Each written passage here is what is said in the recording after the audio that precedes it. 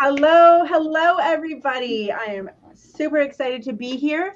My name is Angela, and I'm with She Rises Studios. And today I get to do the fantastic job of introducing you all to one of our newest authors, MK Rave. I am so excited to be here with her today. So thank you so much for joining us. How are you doing? Hi, I'm so excited to be here. It's an honor. Amazing. So, let's dive right in. Your new book, Skincrave, is out today. Can you tell us a little bit, or tell our audience a little bit about yourself and what inspired you to share this story? Yes, absolutely. So I have been a product of addiction, and I know that growing up with addiction all around me as well, it was really hard to identify myself and MK Rave is my pen name. I reinvented myself outside of who I grew up and grew into. So, sharing my story, it was important to let people know that they can also reinvent themselves. It's not an easy subject to talk about addiction, and I really wanted to bring light to people who suffer from the darkness that can encapsulate them and help everybody understand that there's an alternative to being an addict. Wow. Well, good for you. Congratulations on your courage and your bravery for being that voice, because to be honest, there are so many people that need to hear stories from other people to normalize their experience and give them that hope, that idea Right. that it doesn't have to be that way. And I agree, like addiction is kind of one of those taboo topics. People are like, oh, don't talk about it. Like that might make it go away if we don't talk about it. And it's like, no, friends. Right. Well, and there's so many variations of addiction, right? And Mhm, I chose to bring some exposure to sex and love addiction specifically. I mhm. feel like addiction, you're right, is taboo in general, but as a woman speaking about sex, like, Yeah, oh my, no, like I wanted to break that stigma that it's okay to be a woman and talk about the very thing that most people cringe at. absolutely, absolutely. And I just want to say I really love that um you're owning your pen name. I know a lot of people, when Yeah. they choose to use a pen name, it's because they don't want people to know that they have another name, or that Right, they're, right. and you're like, no, this is who I am now. I've chosen this and reinvented myself into this, and it's done in celebration more than in an attempt to. Hide myself Yeah. or disclose the dirty truth that's connected to me. Mhm. Oh, absolutely. And I don't say that with any disrespect to people who do wish to remain anonymous when discussing, their life challenges, or the events they've lived through, Right. because at least they're talking. So, but it's just, I don't know, there's just so powerful the way you said that. You're like, I chose this. Yeah. Absolutely. No. And shout out to those who do remain anonymous, because a lot of the times we seek help in the rooms of some sort of anonymous group. Mhm. And, I'm kind of stepping outside of the anonymity here and being bold. Absolutely. Absolutely. And so, can you give our audience just a little bit of a background? Like, what is Skin Crave about, without Yes. giving anything away? Yes. So Skin Crave is actually a personal testimony of my journey through love and sex addiction. I do touch on topics of other substance abuse and other variations of how I became an active sex and love addict. And it has ups and downs. It'll definitely make you turn the page to see what happens next, because the platform that is Skin Crave is not just a single note. There's so many vibrations to this book that really bring up topics that a lot of people aren't comfortable with even reading. Mm-hmm. And I want people to just take a chance to read about something that you fear. I want to help people face my fears with me, because this is a opportunity to really thrive with my fellow readers.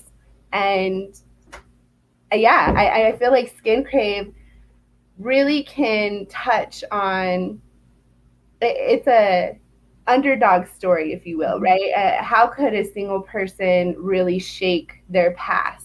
Yeah. And I was able to. And there's some truth to a testimony. I was once told that you can't have a testimony without the test. So Yeah. Absolutely. Absolutely.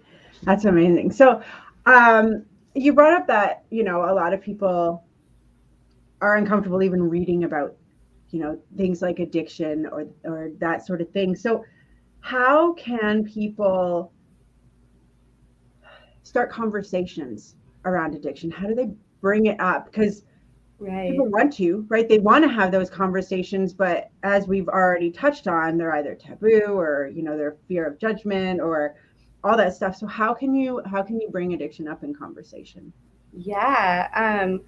I I have I'm blessed to have a group of friends, like close, my circle, if you will. Mm-hmm. And a lot of times we know everything about one another, and we ask ourselves, like, how do we get outside of ourselves and talk to other people who aren't necessarily our best friends, our closest colleagues? Mm-hmm. And people will tell you if you hold space. A lot of people want to be heard because everyone has a story. So if you just listen to what somebody has to say, you can provide some insight and wisdom of, are you battling something? And most of the time it is addiction.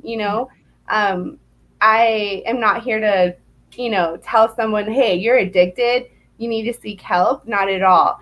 I am here to give my side of the story and my battles with addiction. And if somebody can identify with that, then I'm helping them kind of come to terms of, like, wow, I want to know more about this. Mm-hmm. I want to know more of what you know. And education, I always tell people, learn, learn, learn, because we teach what we want to learn. So if I can teach someone what I did to get through my addiction, I may just be helping someone figure out that they're even addicted. Mm-hmm. Absolutely. I love, the idea, like you do use that definition of addiction, because so many of us have addictions in our lives that we wouldn't call addictions. We would, half of them we wear as badges of honor, right? Like I work Right. 80 hours a week, or, I exercised however many hours today. Like these things that, because there is no societal judgment on it or, taboo around it, we don't think they're addictions. And Mm-hmm.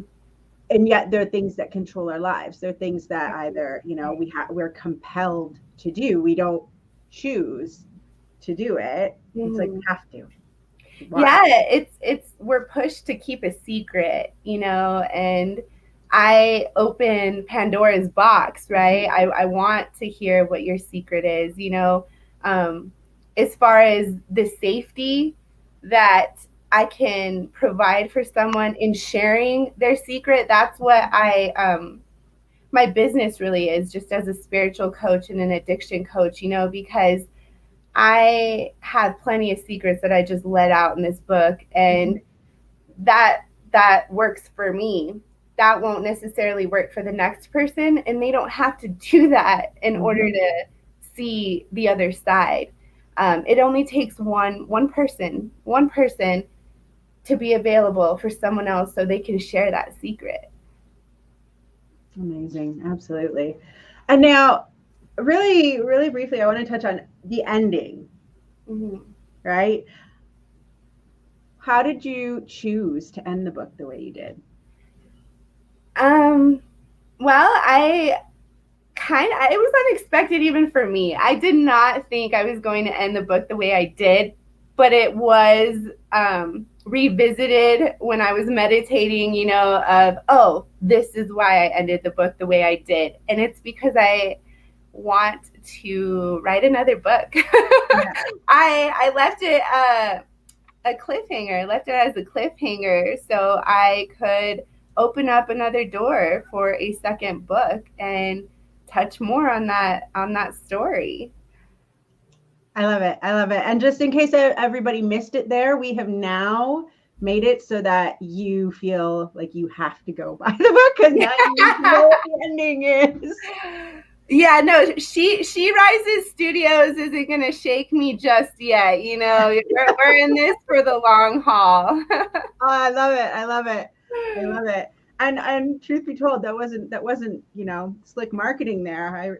I really just wanted to know, but we don't want to give away the ending because hey, Yeah, you no. have to go buy the book. So Right. speaking of buying the book, where can people pick up a copy of your book? Yes. So the ebook and the paperback copies are available on Amazon. And I do have a landing page with She Rises Studios, so they can also purchase that there. Not the ebook, just the paperback. Amazing, amazing. Well, I mean, congratulations. This is such an amazing accomplishment, and I know that this, was a labor of love and something that really, really, mattered. So I'm so excited to be here with you, telling people, that they can go pick it up. That it's there. It's right. It's real. So Yes, very much so. amazing. And so for everybody tuning in, whether you're catching this on the replay or watching us live, go pick up your copy of Skincrave, Tales of an Addict by MK Rave. Grab it on Amazon. You can see it. It's shared on all of the She Rises socials. And yeah, we'd love to hear your feedback. Give us a shout out, share your biggest takeaway or, the moment that inspired you most. We always want to hear from you. So anything you want to add before we go? I would just like to encourage all people watching, there's no specific demographic when it comes to the love and light that we can all share. It's available to everyone. And even if you don't personally suffer with addiction or from a loved one who is addicted, um, there's something to take away from picking up a book and turning the page. So Absolutely. Amazing. Well, thank you so much for taking time to join me here today. It has been a pleasure and all the best in your success. thank you so much. I appreciate you.